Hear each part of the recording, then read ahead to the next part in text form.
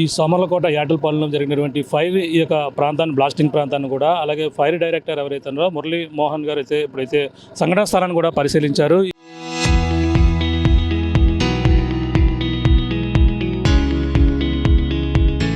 ఫైర్కి సంబంధించినటువంటి అధికారులు ఘటన జరిగిన వెంటనే ఇక్కడికి ఉటావుటినైతే చేరుకుని ఈ ఫైర్ని అయితే ఇక్కడంతా కూడా నిలిపేందుకు కూడా సహాయక చర్యలు అయితే చేపట్టారు. ప్రస్తుతం ఫైర్ డైరెక్టర్ మురళీ మోహన్ గారు మాట్లాడే ప్రయత్నం చేద్దాం. సార్ చెప్పండి, ఈ ఫైర్ ఇప్పుడు ప్రస్తుతం ఏ విధంగా జరిగిందని ఇక్కడ భావిస్తున్నారు? అంటే ప్రస్తుతం జరిగిన ఘటన ఏ విధంగా జరిగినది మనం ఇంకా నిర్ధారణకి రాలేకపోతున్నాం అండి. ఎందుకంటే ఈ దుర్ఘటన చాలా దారుణం, దురదృష్టకరం. మామూలుగా ఒక మ్యానుఫ్యాక్చరింగ్ యూనిట్లో 4-5 కంటే ఎక్కువ మంది పనిచేయకూడదు. కానీ చూసిన సంఘటన చూసినట్లయితే ఎంతమంది పనిచేస్తున్నారు అనే దానికి కూడా మనకు అవగాహన లేకుండా ఉంది.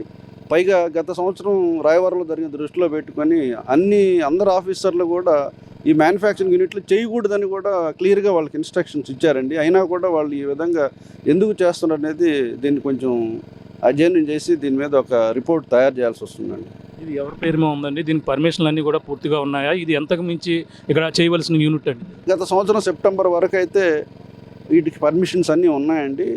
అడపాల నాని అనే ఆయన పేరు మీద ఉన్నాయి. అయితే గత సంవత్సరం జరిగిన రాయవరం దృష్టిలో పెట్టుకొని అందరూ ఆఫీసర్లు, కలెక్టర్ గారు కూడా ఇక్కడ ఎటువంటి మ్యానుఫ్యాక్చరింగ్ చేయకూడదు, మళ్ళీ మేము దీన్ని తిరిగి ఇన్స్పెక్ట్ చేసి మీకు క్లియర్ పర్మిషన్ ఇచ్చేదాకా చేయొద్దని కూడా వీళ్ళకి ఇన్స్ట్రక్షన్స్ ఇచ్చారు. అయినప్పటికీ ఈ విధంగా వీళ్ళు చేయటం అనేది కొంచెం దురదృష్టకరం అండి. అంటే ఇక్కడ పనిచేసేవారు ఎంతమంది ఉన్నారు, అలాగే ప్రధానంగా ఈ పనిచేసేవారికి ఎటువంటి నిబంధనలు వాళ్ళకన్నీ కూడా పాటించాలి, వాళ్ళకి ఇన్సూరెన్స్ కావచ్చు, ఇవన్నీ కూడా ఉండాలంటారా? ఖచ్చితంగా ఉండాలండి వీళ్ళకి. అది కాకుండా ఈ పనిచేసే వాళ్ళకి స్కిల్డా కాదా ఎటువంటి జాగ్రత్తలు తీసుకోవాలి, మినిమం ప్రికాషన్స్ కూడా వాళ్ళు ఉన్నవాళ్ళు, దీనిలో అలవాటైన వాళ్ళు ఉండాలి. ఎవరు పడితే వాళ్ళు వచ్చి పని చేయటం, ఈ విధంగా ఈ ప్రమాదాలకు లోను కావటం అనేది జరుగుతుంది. కాబట్టి దీన్ని కొంచెం అధ్యయనం చేసి గవర్నమెంట్ వారికి రిపోర్ట్స్ పంపించడం జరుగుతుంది. దీపావళి సంబంధించిన అప్పుడు సమయంలోనే ఇటువంటివి జరిగేది, కానీ ఇప్పుడు ఈ సమయంలో కూడా జరగడానికి ప్రధాన కారణం ఏంటంటారు? అదేనండి, అంటే అసలు పర్మిషన్ కలెక్టర్ గారు క్లియర్గా చెప్పారు. దీపావళి ముందు జరిగిన సంఘటన దృష్టిలో పెట్టుకుని ఎవరు కూడా మ్యానుఫ్యాక్చరింగ్ మళ్ళీ మేము తిరిగి జాయింట్ ఇన్స్పెక్షన్ చేసి మీకు క్లియరెన్స్ ఇచ్చేదాకా చేయకూడదని. దురదృష్టం వాళ్ళు ఆలోచన లేకుండా ఈ పని చేయటం వల్ల ఈ విపత్తు జరిగింది.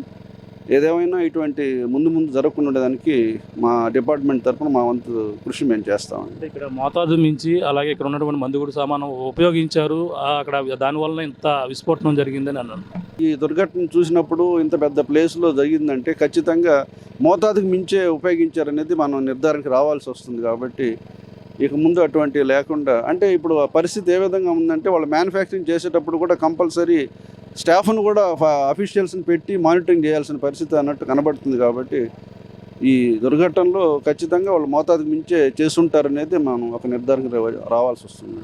ప్రాథమికంగా చూసుకుంటే క్షణాల వ్యవధిలో విస్ఫోటనం జరిగింది. ఇక్కడ ఉన్నటువంటి ఎక్విప్మెంట్ కానీ వాటర్ కానీ ఏమన్నా చేయడానికి అంత స్కోప్ లేనట్టుగా కనబడుతున్నట్టుగా ఉంది.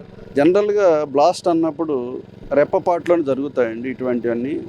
కాబట్టి దీనికి జాగ్రత్తే మెయిన్.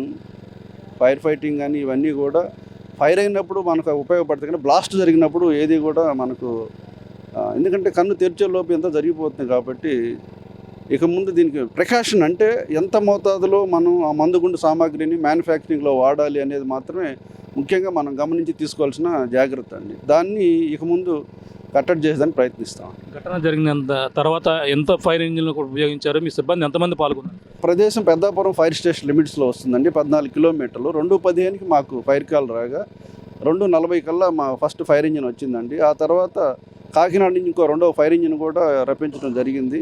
దాదాపు 20 మంది సిబ్బంది, assistant district fire officer Peddapuram మరియు డిస్ట్రిక్ట్ ఫైర్ ఆఫీసర్ కాకినాడ అందరూ వచ్చి ఇక్కడ ఒక 40 నిమిషాల్లోనే ఉన్న మిగతా ఎక్కడైతే మంటల్లోనే వాటిని ఆర్పడం జరిగి మిగతా వాళ్ళన్నీ క్లియర్ చేయడం జరిగిందండి. ఎంతమంది చనిపోయిన అంటే ప్రాథమిక అంచనా ప్రకారం కలెక్టర్ గారు రేపు ఇంకా నిర్ధారణ కాలేదండి.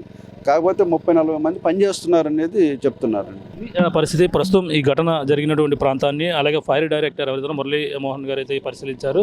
ఈ పరిశీలించి ఈ యొక్క ప్రాంతాన్ని ప్రధానంగా ఈ ఘటన ఎలా జరిగింది, ఈ ఘటనలో పునరావృతం కాకుండా ఇవన్నీ గతంలో ఏ విధంగా ఉంది, దీని పర్మిషన్ అన్నీ కూడా అడబాల నాని అనే వ్యక్తి పేరుమే ఉన్నాయి. అలాగే ఈ ఘటన మరి ఎటువంటి సిబ్బంది ఇందులో శిక్షణ ఉన్నటువంటి, అందులో నైపుణ్యం కలిగి ఉన్నటువంటి వారు ఉన్నారా లేరా అనేది కూడా పూర్తిగా తెలియని పరిస్థితి ఉంది. ఘటన జరిగిన వెంటనే ఫైర్ సిబ్బంది ఇక్కడ హుటాహుటిని ఇక్కడ రావడం, అలాగే ఇక్కడ ఉన్నటువంటి మత్తు ఒకరు కూడా ఇక్కడ ఏదైతే అప్పుడు ఉన్నటువంటి పరిస్థితుల్లో ఇక్కడ 2 ఫైర్ ఇంజిన్లు పనిచేసి వెంటనే మంటలను అయితే అదుపు చేయడం జరిగిందని కూడా చెప్పుకొస్తున్నారు. ఏదేమైనా ఇటువంటి ఘటనలు పునరావృతం కాకుండా ఫైర్ సేఫ్టీ అది ఎవరైతే ఉన్నారో ఇటువంటి బాణసంచా తయారు చేసే వాళ్ళైతే పూర్తిగా ఈ పర్మిషన్ ఉన్నప్పటికీ, అలాగే ఈ యొక్క దీపావళి ఈ సమయంలో మాత్రమే ఇటువంటి వాటికైతే పర్మిషన్ తీసుకుంటారు. ఇప్పుడు ఏ విధంగా జరిగింది, దీనిపై దీనికి ఎవరు బాధ్యులు అనేది పూర్తిగా విచారణ చేపట్టి ఇప్పటికే దానిపై చర్యలు చేపట్టే విధంగా కూడా చేపడతామని కూడా చెప్పుకొస్తున్నారు. దీనిపై పూర్తిగా ఫారెన్సిక్ రిపోర్టు, అలాగే పూర్తి వివరాలు అయితే ఈ ప్రమాదం ఎలా జరిగిందని కూడా పూర్తి వివరాలు అయితే రావాల్సిన పరిస్థితి ప్రధానంగా ఉందని చెప్పాలి. ఇది కూడా తాజా పరిస్థితి. Camera అనిల్తో Prakash, RTV,